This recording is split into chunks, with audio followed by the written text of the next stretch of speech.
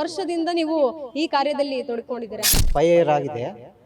ಪ್ರಾಣಿಗಳಂದ್ರೆ ಅದಕ್ಕೆ ಆದಂತಹ ಒಂದು ಫುಡ್ ಇರುತ್ತೆ, ಟ್ರೀಟ್ಮೆಂಟ್ ಇರುತ್ತೆ, ಇಷ್ಟು ದಿನಗಳ ಅದನ್ನ ನೋಡ್ಕೋಬೇಕಾಗುತ್ತೆ.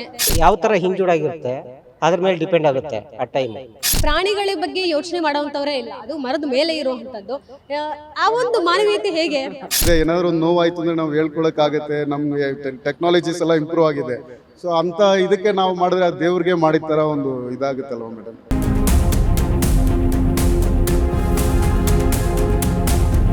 ಬೆಂಗಳೂರಿನಲ್ಲಿ ಮಾನವೀಯತೆ ಅನ್ನುವಂಥದ್ದು ಸತ್ತು ಹೋಗಿದೆ ಅನ್ನುವಂಥ ಮಾತನ್ನ ಆಗಾಗ ಕೇಳ್ತಿರ್ತೀವಿ. ಅದರಲ್ಲೂ ಸಹ ಪ್ರಾಣಿ ಪಕ್ಷಿಗಳು ಹಾನಿಯಾಗ್ತಿರುವಂಥದ್ದು ಇರ್ಬೋದು, ಅದಕ್ಕೆ ಸಂರಕ್ಷಣೆ ಮಾಡುವಂಥದ್ದು ಇರ್ಬೋದು. ಇವತ್ತು ಮಲ್ಲೇಶ್ವರಂನಲ್ಲಿ ಒಂದು ಹದ್ದನ್ನು ಸಿಕ್ಕಾಕೊಂಡಿತ್ತು ಮರಕ್ಕೆ. ಅದನ್ನ ಸಂರಕ್ಷಣೆ ಮಾಡುವಂಥ ಒಂದು ನಿಟ್ಟಿನಲ್ಲಿ ಇವತ್ತು ಕಾರ್ಯ ಒಂದು ತೆಗೆದುಕೊಂಡಿದ್ರು.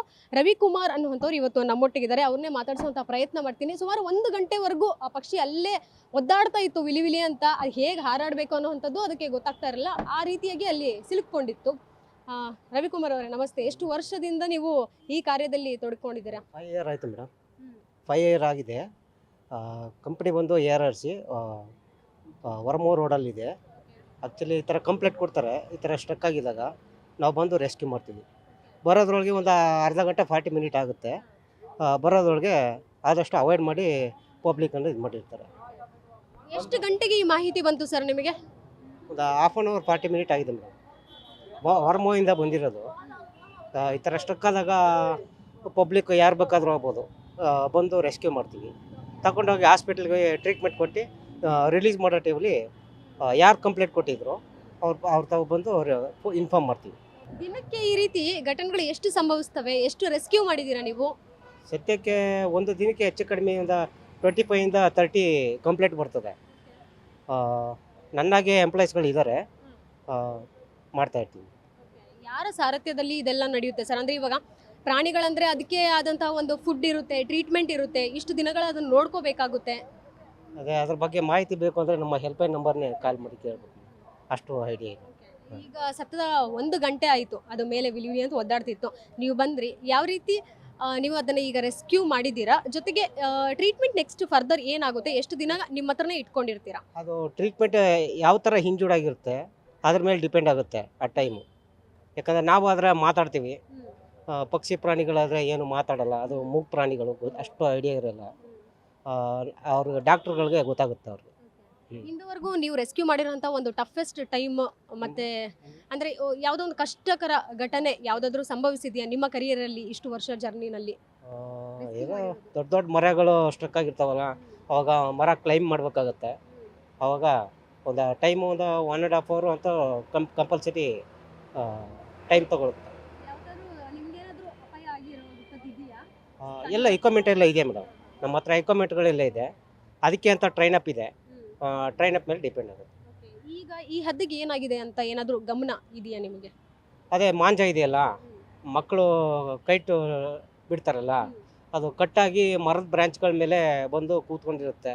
ಪಕ್ಷಿಗಳಿಗೆ ಅಷ್ಟು ಗೊತ್ತಿರಲ್ಲ, ಹಾರ್ಕೊಂಡು ಹೋಗಾಗ ಸಿಕ್ಕಾಕೊಂಡು ಕೆಲವು ಜನ ನೋಡಲಿಲ್ಲ ಅಂತಂದರೆ ಅದು ಸ್ಟ್ರಕ್ಕಾಗಿ ಡೆತ್ ಆಗೋ ಪೊಸಿಷನ್ ಇರ್ತದೆ. ಪಬ್ಲಿಕ್ಕು ಇದ್ರ ಬಗ್ಗೆ ಐಡಿಯಾ ಇರ್ತದಲ್ಲ, ಅಂಥವ್ರು ನೋಡಿ ಪಾಪ ಅಂದ್ಬಿಟ್ಟು ಗೂಗಲ್ ಚೆಕ್ ಮಾಡಿ ಅಟ್ಲೀಸ್ಟು ಇನ್ಫಾರ್ಮ್ ಮಾಡ್ತಾರೆ.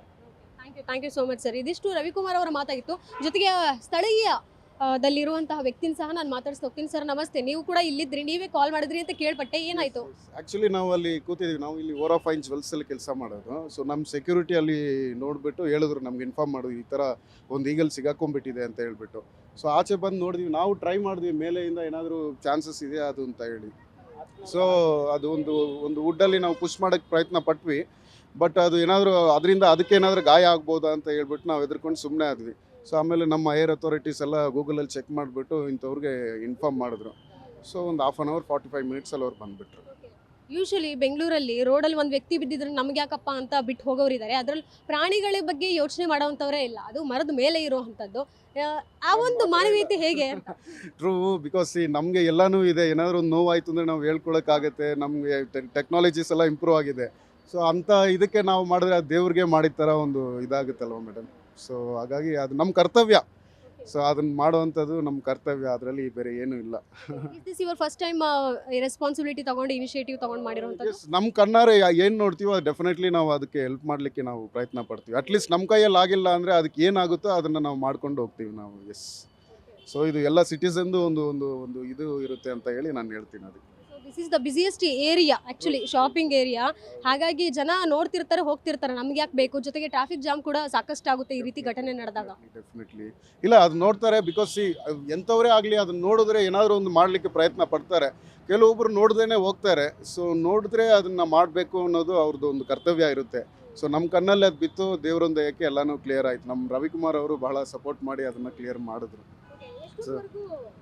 ನಾವು ನೋಡಿದ್ದು ಒಂದು ಜಸ್ಟ್ ಒಂದು 1 hour ಆಯ್ತು ಅನ್ಕೊತೀನಿ. ನಾವು ಒಂದು 15 minutes ಅದನ್ನು ಟ್ರೈ ಮಾಡಿದ್ವಿ, ಏನಾದರೂ ಮಾಡ್ಲಿಕ್ಕೆ ಸಾಧ್ಯನಾ ಅಂತ ಹೇಳ್ಬಿಟ್ಟು. ಅದನ್ನು ಟಚ್ ಮಾಡೋಕ್ಕಾಗಲಿಲ್ಲ, ಬಿಕಾಸ್ ಅಷ್ಟು ಡಿಸ್ಟೆನ್ಸ್ಗೆ ನಮಗೆ ಒಂದು ಕೋಲು ಸಿಗಲಿಲ್ಲ. ಸೊ ನೆಕ್ಸ್ಟ್ ಏನು ಆ್ಯಕ್ಷನ್ ಮಾಡೋಣ ಅಂದಿದ್ದಕ್ಕೆ ಅದು ಇವ್ರದ್ದು ನಂಬರ್ ಸಿಕ್ತು, ಅದ್ರ ಪ್ರಕಾರ ನಾವು ಮಾಡಿದ್ವಿ. ಸೊ ನಾವು ಕಾಲ್ ಮಾಡಿ ಒಂದು 45 minutes ಒಳಗಡೆ ಬಂದರು. ಅವ್ರು ಹೇಳಿದ್ರು ಬೇರೆ ಎಲ್ಲೋ ನಾನು ಇನ್ನೊಂದು ಕಡೆ ಇದ್ದೀನಿ, ಸೊ ಆದಷ್ಟು ಬೇಗ ನಾನು ಬಂದುಬಿಡ್ತೀನಿ ಅಂತ ಹೇಳಿದ್ರು. ಸೊ ಅವ್ರು ಬಂದರು. ಸೊ ನಾವೆಲ್ಲ ಸ್ವಲ್ಪ ಹೆಲ್ಪ್ ಮಾಡಿ ಅದಕ್ಕೆ ಇದು ಮಾಡಿದ್ವಿ. ಎಸ್, ಥ್ಯಾಂಕ್ ಯು ಕಿಶೋರ್ ಅವರೇ. ಇದೇ ರೀತಿ ಕಂಟಿನ್ಯೂ ಮಾಡ್ತಾ ಇರಿ. ಮಾನವೀಯತೆ ಅನ್ನುವಂಥದ್ದನ್ನ ದಯವಿಟ್ಟು ಉಳಿಸ್ತಾ ಹೋಗಿ. Thank you so much. ಇದಿಷ್ಟು ರವಿಕುಮಾರ್ ಹಾಗೂ ಕಿಶೋರ್ ಅವರ ಮಾತಾಗಿತ್ತು. ಕ್ಯಾಮರಾ ಪರ್ಸನ್ ಪವನ್ ಜೊತೆ ಕೀರ್ತಿ ಪಾಟೀಲ್, ಗ್ಯಾರಂಟಿ ನ್ಯೂಸ್, ಬೆಂಗಳೂರು.